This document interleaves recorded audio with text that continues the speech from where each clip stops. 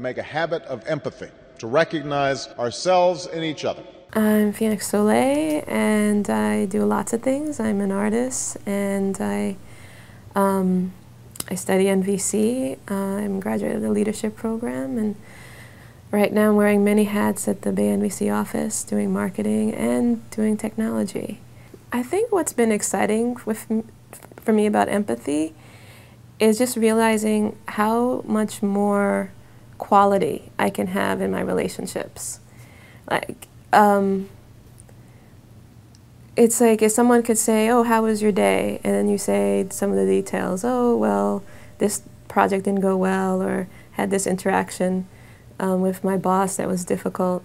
And then there's empathy, where it feels like someone is going into your heart and spending time there, where you would talk about,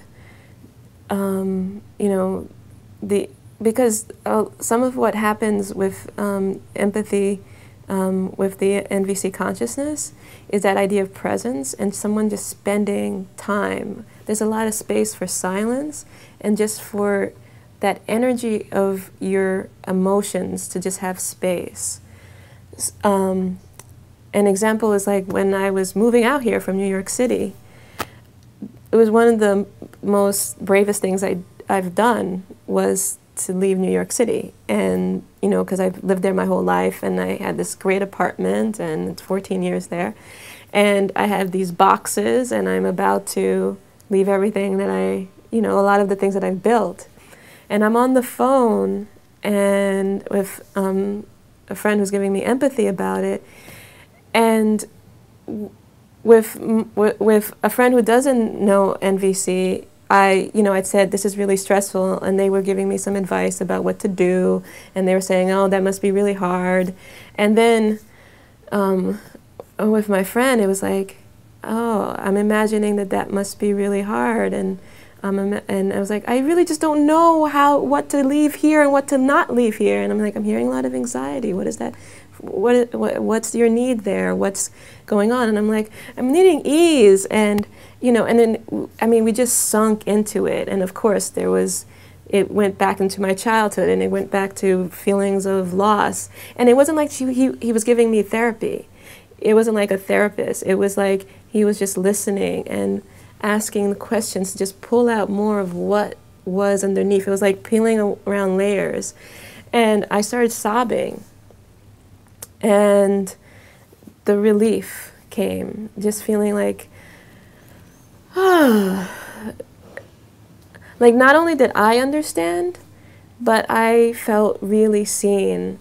And in this moment where I was wanting support, he was in California. It wasn't like he was there. It wasn't like he could do anything with those boxes, but I felt like I had support. I felt someone was there holding me in that moment. And that, to me, is empathy. It's internal. It's just this feeling of ease, well, there's also this therapy, like the anxiety, it shifted. It was a feeling of rest.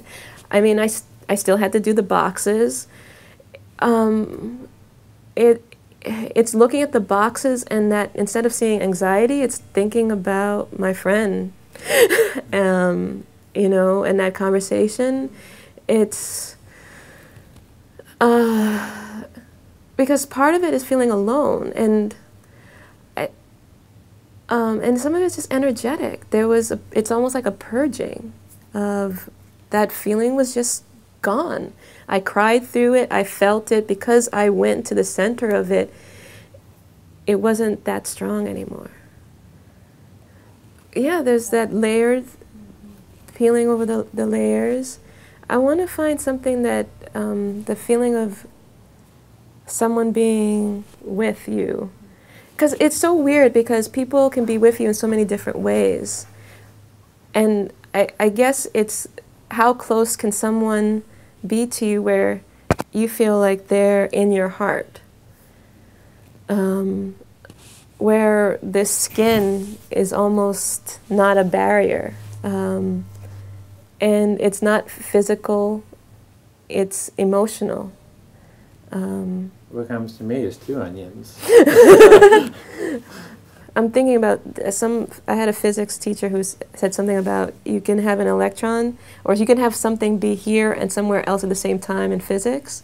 So maybe it's something about that, you know, at the same time that you're in your body and I'm in my body, on some place we're together.